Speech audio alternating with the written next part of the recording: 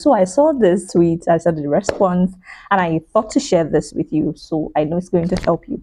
So listen, are you also like this person that thinks, which money do you want me to divide into different different aspects of saving? Talking about emergency fund, long-term saving, and short-term saving. So this is it. This is how to do it, and I'm going to help you classify it real quick now. Your emergency fund is the number one in the list of savings that you should have. What it does for you is it helps you to have something that can cover your expenses if any surprises comes up in your life, particularly something that can allow you to still function and run your life. I mean your basic needs, your basic expenses. In 6 months, if anything happens to your source of income, quite a number of people jump this and move immediately to investing or to saving long term, to saving for different goals they want to achieve. Emergencies and surprises happen in life. Life is not black and white, it's not straight. So you need to prepare for emergencies, and it's just wise for you, depending on the stage of life you are, the social class, or also your age, and a lot of other things. You need to take emergency fund, building an emergency fund, and it's a type of saving serious. Now, how do you save for emergency? Emergency fund is not an investment type, so you're not trying to make money off it. You're not trying to save it in something that will yield you 50% increase and all of that. You are trying to put money aside in case anything happens in your life. You are not going to totally become a beggar immediately. And that's why you should choose safe options of saving it, such as high yield saving account or money market that guarantees your money. That's the goal. You need to save your emergency fund in something that is easily accessible and also protect the value of your money. You're not going to be having to lose that money because you're trying to save it for a purpose, which is anything that could look like an emergency around you, around your life. So look out for the saving. You need to do an audit for yourself. Where are you in this your money journey? And position yourself for this. You may be at that level now that you think, oh, what I have is not even enough. How am I going to save? Not enough saving for emergency. Maybe you need to really focus on that emergency fund saving this year or in the next 6 months or in the next quarter. You need to be sincere to yourself. Calculate what you earn currently. Inside what you earn currently, what are the basic expenses that you must incur every month? This cut across maybe your feeding, your transportation, your utilities, and the likes. Other things that looks like giving to other people, or you're meeting your needs, buying yourself good stuff, or paying for all of the nice stuff in your life are not basic expenses. Basic expenses are basic things that you need to survive every month. Data is a basic expense. So you need to know how much of your current income covers your basic expenses and multiply it by 6, then put it aside over a period of time. You need to focus on it if you don't have an emergency fund. You need to be true to yourself and actually make time to build that. Then the second type of saving that is mentioned here is the short-term saving. So short-term saving is you saving to achieve a purpose. So what purpose do you have at hand now?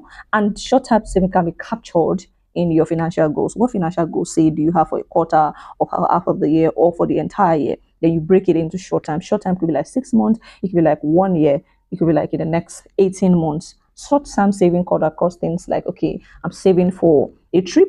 I want to take a trip with my family, or so I want to save for it in the next 6 months. I want to buy a laptop. I want to pay my session school fees for my children and all of that. Those are short-term goals. Those are short-term financial goals, and you can target short-term savings. Your house rent falls in this category also. It is not a surprise that you're going to pay house rent. So if you paid, or maybe okay, it could be different for different clients. Say for in Nigeria where you pay your rent yearly, so you can plan in the next 12 months and save towards that. So that's short-term saving. Your short-term saving, you can save them also in medium risk or low risk saving option or investment option, the likes of money market or saving, dollar saving, all of those, just to hedge your funds, just to hedge against inflation. But also you need to be sure that you're not going to be losing your capital, you're not going to be losing your money. Last on the list is the long-term saving.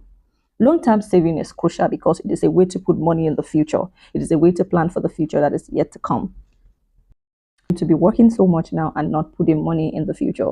So this saving is targeted and should be targeted towards investment, and you can definitely focus on a diversified portfolio. The goal is that you buy the future cheaper today. Buy the future cheaper today. So it could be targeted towards planning for your retirement or building wealth in the long term. You look at investment options like land banking, buying of properties, real estate. It could be commercial commodity investment, investing in gold, investing in a business, whether as an active partner or as a co-founder, whatever it is, anything that can grow over time. Now, when you're doing that, you may need to batch the money in short term to also invest into something that will go into long term. Whatever it is for you, it is going to be very fantastic for you if you learn this and start applying it. Capture what you earn currently, and if you need to grow what you earn currently also, because for you to be able, like this person is complaining, like, how much do I have? I want to split into emergency fund, into long term saving, into short-term saving, is because of what you're earning. So you may also need to develop yourself, spend what you have currently now on personal development or skill development to a point where you can earn something fantastic that can allow you to put something into your emergency funds, into your short-term saving, and also into the long term. Now, don't wait till you are able to do the three at the same time. You could only be saving for your emergency fund at a particular season in your life. It is okay.